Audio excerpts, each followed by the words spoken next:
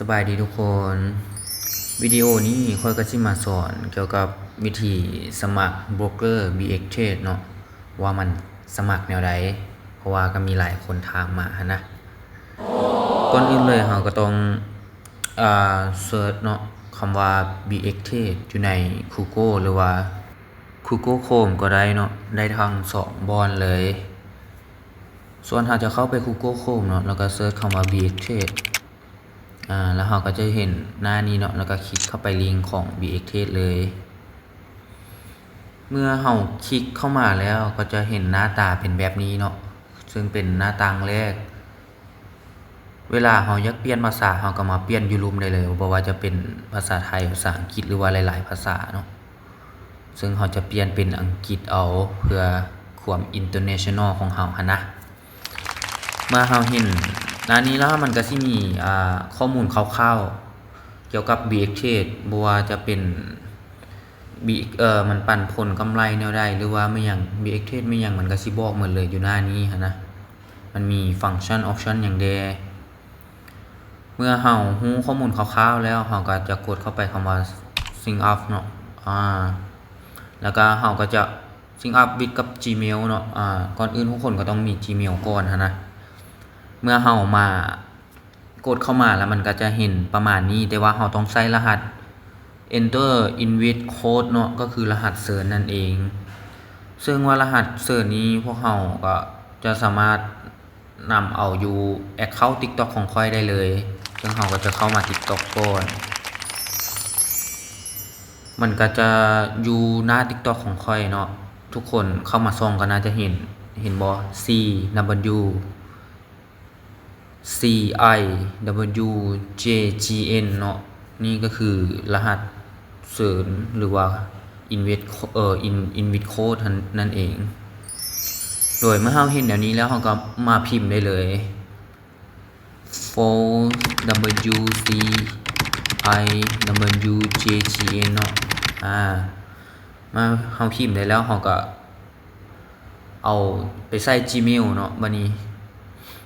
อันดับแรกแม่นเราต้องแอด Gmail เข้าไปซึ่งว่า Gmail นี้เราก็ต้องเป็นคนตั้งเองเนาะเราต้องรู้รหัสของ Gmail พร้อมโอเคแต่ว่าค่อยหันบ่จื้อเนาะบ่จื้อชื่อ Gmail ก็เลยเข้ามาเบิ่ง not 26558เนาะเราก็จะพิมพ์เข้าไปเลย2658@gmail.com โอเคต่อมาแม่น enter password ก็คือรหัสนี้เราต้องได้เป็นคนตั้งเองเนาะอย่างน้อยน่าจะเป็น8ตัวเลขก็คือใส่แบบพิมพ์น้อยพิมพ์ใหญ่ตัวเลขแล้วก็เครื่องหมายเนาะใส่ครบเลยเราก็จะใส่เครื่องหมายก่อนแล้วก็ใส่ชื่อเนาะแล้วก็ใส่ชื่อเรียบร้อยแล้วก็จะใส่ตัวเลขเนาะ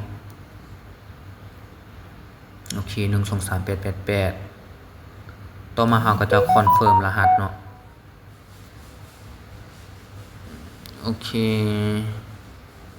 พิมพ์คือเก้าเลยเพื่อเป็นการคอนเฟิร์มนะ888แต่ว่าหน้านี้ยานบ่จื้อเราก็สามารถแคปหน้าจอไว้ได้เลยเรียบร้อยต่อไปแม่นต้องได้คอนเฟิร์มว่าเราอายุ18ปีแล้วถ้าอายุบ่ฮอดก็คือยังสมัครบ่ได้เนาะโอเคต่อไปเราก็คอนเฟิร์มเลยว่าอายุ18ปีแล้วก็กด sync off เข้าไปโอเคเมื่อมาฮอดหน้านี้เราก็ต้องได้รีเทิร์นหรือว่าได้แบบกดเข้าไปหน้า Gmail ของเราที่ว่าเราตั้งสมัครของ BX นี่เนาะเข้ามาหน้า Gmail ในนี้เลยแล้วก็ถ้ามันส่ง Gmail มาหาเราขั้นตอนนี้ก็ได้รอท่าเพื่อนึงเนาะรอท่าแป๊บนึงแต่ว่ามันยังบ่ส่งเราก็เลยมากด increase a new one ใหม่เนาะกดส่งไปใหม่เพื่อให้มันส่งมาหาเราแล้วก็กลับเข้าไป Gmail ใหม่ โอเคมันส่งมาแล้ว bxth.net เนาะเมื่อเรากดเข้ามาหน้านี้ก็จะเห็นคำว่า activate now กดตัวนี้เลย เมื่อเรากดเข้ามาแล้วก็เป็นการยืนยันบัญชีสำเร็จเรียบร้อยขั้นตอนนี้ก็ถือว่าสมัครวิธีสมัครก็สำเร็จเป็นที่เรียบร้อยแล้วเนาะแล้วมันก็สิมีหลายๆหลายๆฟังก์ชันต่างๆออปชันต่างๆเพื่อให้เราเบิ่งหรือว่าทำความเข้าใจเกี่ยวกับมันเนาะซึ่งเราจะกดเข้าไปขีด3ขีดด้านซ้ายมือเนาะก็จะเห็นกระดานเทศโปรไฟล์กระเป๋า wallet มีอย่างต่างๆเนาะเราก็กดเข้ามาโปรไฟล์แล้วก็นิกเนมนี่เราสามารถเปลี่ยนได้เนาะ edit ได้ตัวเองเลยเราก็จะเข้าไป edit nick name หน่อยนึงโอเค not 8888ค่อยมักเลข8เนาะเพราะว่าเป็นเลขนำโชคของค่อยนั่นเองมันก็สิมีหลายๆฟังก์ชันเนาะให้เราได้